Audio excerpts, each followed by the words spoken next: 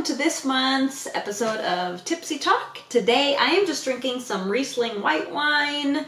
I didn't feel like making a cocktail today because A, I'm lazy, and B, I'm overwhelmed, which is pretty much the basis of our topic today, is how to balance life, right? So if you've seen some of my other videos, you guys know I'm super busy. I'm going to grad school part-time, I'm working 2 part-time jobs, and I'm also working for the school as an assistant for 10 hours a week on top of making these videos. So I literally don't know why I committed to doing every other Wednesday, but we're gonna see how it goes. I'm really confident that I can make it to 1,000 followers and get monetized by the end of March, because your girl can dump her second job then, okay? So anyways, that's what today's topic is about. So let's get started. Like I said, I do a lot of stuff and I get really overwhelmed, and I'm the type of person that stresses out pretty easily. So my number one tip that I do is reach out to people you trust.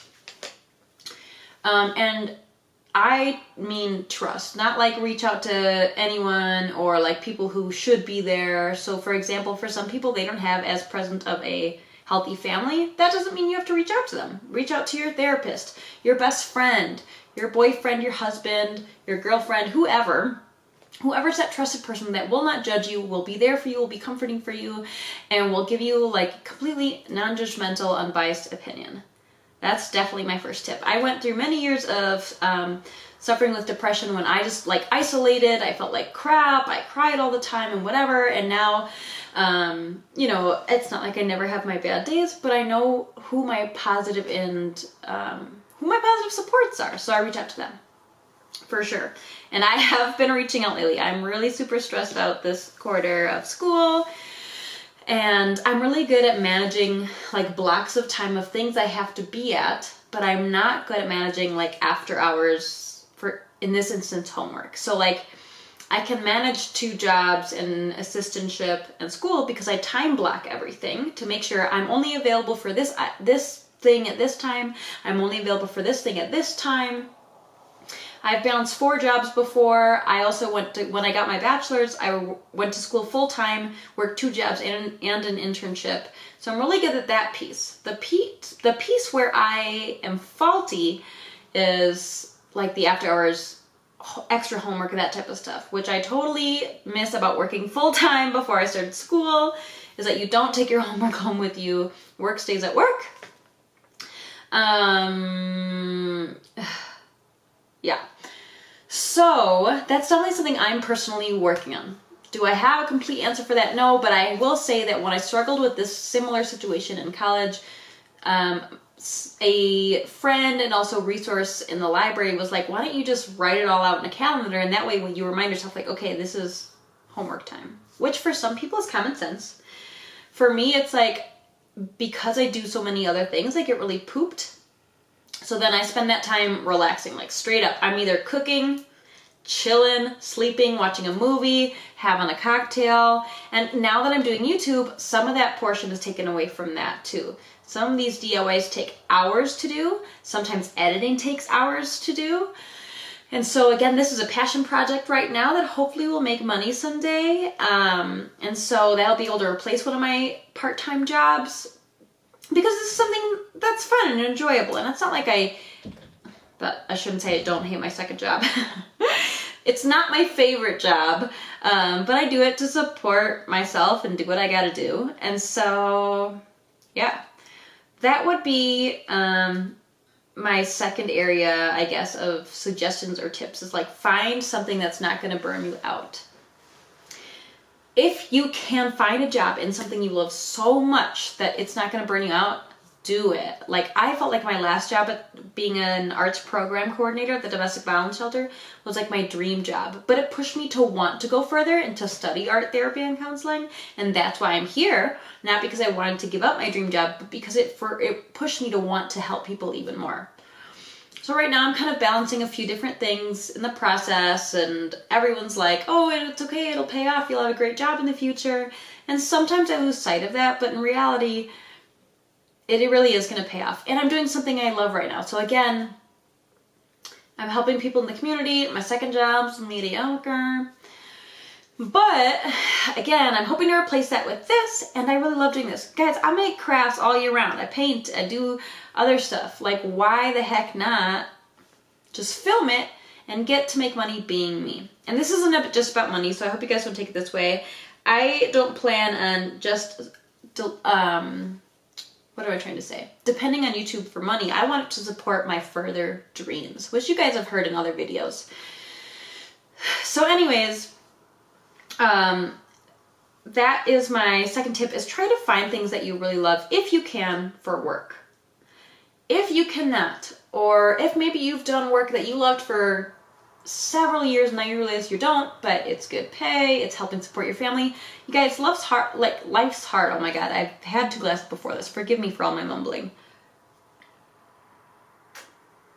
But anyways, I think one of the most important things you can do for yourself daily, but especially when you're overwhelmed or stressed out, is doing self-care. I have friends who have expressed that they definitely don't practice self-care because they're always giving all their energy, their love to everybody else. And to some extent, that's like an unhealthy level of people-pleasing, because you're not doing anything for yourself anymore at that point. So anyways, definitely find what your self-care is. DIYs can be a self-care. If watching these videos inspires you, that's amazing, but try even making them or making your own. Keeping your hands busy is an excellent way to keep your mind distracted, or keeping your hands busy with music, or just playing with watercolors or art or crayons. Guys, crayons are overrated. I love crayons. I don't know why people think they're just for kids. But just do something to keep your mind a little distracted, and it'll help literally like relax your body and ease your mind. Lately, some things I do for self-care is obviously crafting. I also really love just spending time snuggled up with my honey, which I know it sounds silly and obvious for anyone who has a partner, but snuggling actually has proven to have had benefits with lowering like depression and anxiety and stuff like that. So take that, cliche people. Anyways, other self-care things I've been doing is taking baths. I mean, don't get me wrong. I literally hate taking showers. So I'm like, if I can lay here in a warm bath, play with bubbles, set up my phone or my laptop to watch some YouTube videos, I'm gonna do it. So that's definitely been part of my self-care lately, is taking bubble baths and getting different scents. It's so cool having like a bath that smells like coconut, or sometimes I'll put like a little orange essential oil there, and I definitely always use Epsom salts because it helps relax my body. I have tendonitis, and so my shoulder, my neck, my wrist, my elbow get really sore, especially after making art or after working a long day. So those totally help relax me too. And my other form, one of the deepest forms of self-care for me is cooking. I love cooking. I picked it up from my mom all my life for sure. She's an amazing cook. And I've been cooking since I was little. So I love trying new recipes, but I also love just like coming up with whatever comes to me. I love trying new things. So cooking is definitely one of my number ones. So even on the most stressful days, I love cooking dinner for myself and my partner. I think it's fun, it's exciting, you get so much satisfaction out of that and trying something new. The opposite side of that is I do get a bit hard on myself when things don't turn out quite as I had hoped, but that happens pretty rarely, luckily, because I do have a pretty good like sense for taste, but that's something I'm working on too. So I love that. I also want to address that some forms of coping with stressful or overwhelming times can be a bit unhealthy. So like unhealthy eating. And I'm not saying I don't do these things, because we're human, we've all done these things, but like on days when I'm pooped, like exhausted, I just can't even imagine moving from the couch or the bed. Yeah, we eat pizza, I drink cocktails, whatever. I mean, I drink cocktails anyways, but I just want to bring up that, those are things that should not be considered coping mechanisms, like eating unhealthy foods, drinking. I especially make sure I try not to drink when I'm like feeling depressed or in a bad state of mind, because it really brings out things that are not going well for me. And it really brings me to a different place that I haven't been in a long time. I'm thankful to be in a place in my life where I feel like I can manage my emotions better than I have been able to always. But even so, like, it's not cool to drink when you're feeling really low, even though a lot of people do that commonly, because it can be really disastrous for you, your loved ones, and anything or anyone else around you too. On that note, we feeling good even though we stress, so cheers. So yeah. So the reality is, like, it's really hard. It's super hard balancing all these things. But I just feel like we're all meant to be able to take on a certain amount of challenges, and that we wouldn't be able to take on challenges that we weren't meant to have, whether it's to have the experience to grow, or something that's going to pay off in the long run, or something that's going to teach you about time management or organization or whatever it may be. Or maybe you meet your best friend or whatever. And all of this craziness, I just always feel like in some way or another, it's always going to pay off, even if it's just growing from that experience. So trying to shift that perspective would be my next tip as well. Shifting that perspective from, so like right now, I'm getting paid a lot less than I used to. Not that I made $1 zillion, don't get me wrong, but I am working part-time and I am making less money hourly as well than my last job by several dollars an hour. Not to mention my hours are cut in half again because I'm working part-time. But even though I have a lot of moments of stress thinking, oh my God, why do it's so hard to afford these bills, and now my apartment's starting to add more bills, and that really ticked me off. But anyways, I try to remind myself, like, at least we're able to afford it.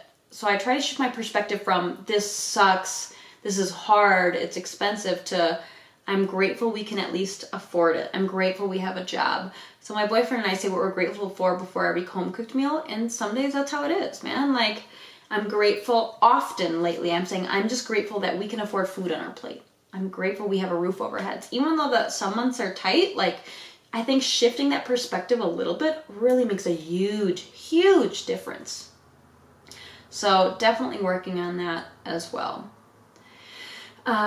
I would love to hear any tips from you guys too in the comments down below on ways that you manage your time, or how you balance work, life, friendships, all that during the COVID times. It's a little different right now. I obviously don't really see my friends as much, and I just moved across the country in August, so I definitely make time to call them, but I don't really see them, which at this moment isn't an issue because I don't have many friends here yet in the state. I'm still getting to know some of my classmates and coworkers and things like that. But that's, for me, currently not been an issue, but it definitely wasn't previously. I definitely, in my bachelor's, in my full-time and part-time and multiple job work in the past several years, have always made time for my friends, because that's what, like, feeds my soul too, is like being around people that make you feel good, that you can have fun with, that you can laugh with, and things like that. So it's not been a problem for me in the past. Right now, like, things are weird, so I'm just not considering it a factor. But I would love to hear what you guys think, or what your tips and tricks are, or what you're struggling with, and if any of this helped you whatsoever. Yeah, just let me know in the comments down below. I hope you guys watched my last video where I announced that I am getting closer to getting monetized, and that I would love to donate to one of 2 organizations that are supporting children and the arts. So please check that out so you can vote on which organization you think I should donate to with my first YouTube check. I'm super hoping to reach that the end of March. I know it's not possible for everyone, but I'm just really feeling good. I'm really hoping the end of March we're going to get monetized, be able to donate money, be able to support my real dreams in the long run. So we'll keep hoping for that in the meantime. But other than that, I think that's about it. Oh, that's not true. That's not true. Something I work on a lot with my kids I've worked with my clients in my current job is making a list of things that you're good at and that you like to do as coping skills. So I said that like I love cooking, I do DIYs, I make art, things like that, but that's different for everybody. So if you're struggling with that, definitely make that list and remind yourself like, I can work on these things when I feel like crap or when I'm stressed or when I'm overwhelmed. So for some people it's cleaning, not me. For some people it's running, playing sports, also not me. For some people it might be drawing, playing an instrument. It could be whatever, but make that list and try to make sure that they're like healthy coping skills. So like binge eating, binge spending, binge drinking, hopefully don't make the list, but making that list is a really good reminder, and you can like keep it in your room somewhere to remind you like, I feel like crap right now, I'm overwhelmed, I'm stressed. Oh yeah, I forgot I can do this, and that might help me feel a little bit better right now. Or some people put like notes on their mirrors and just write things like I'm growing, I'm doing great. Some of that positive self-talk to remind yourself to like breathe and chill out. A lot of people also do like mindfulness, yoga, meditation, grounding, body scans. That's been shown to be super effective for a lot of people. I don't do that a lot in my personal life. I have been doing some more yoga just for my like tendinitis sake, and that seems to help a little bit. But I will say that we did it a lot at my last job, and we do it before every class in my current grad school. So I think I kind of get my fix that way, if that makes sense. But that seems to help a lot of people as well. So anyways, I'll wrap up again. Sorry, I went on a little bit of tangent there. But let me know what you guys think, what you do for self-care, what helps you balance life, work, friendships, whatever you've got going on for you. And I hope that some of these tips were helpful. I will see you guys next week with a DIY, and yeah, that's it. I hope you guys subscribe if you like it here, like me, like my cocktails. Of course, today's just wine, but if you haven't seen me before, you can check out my other videos. I do crafting with a cocktail, so we make a cocktail and a bunch of DIYs all in one video, and those videos are released every single Sunday. I hope you stick around. Bye.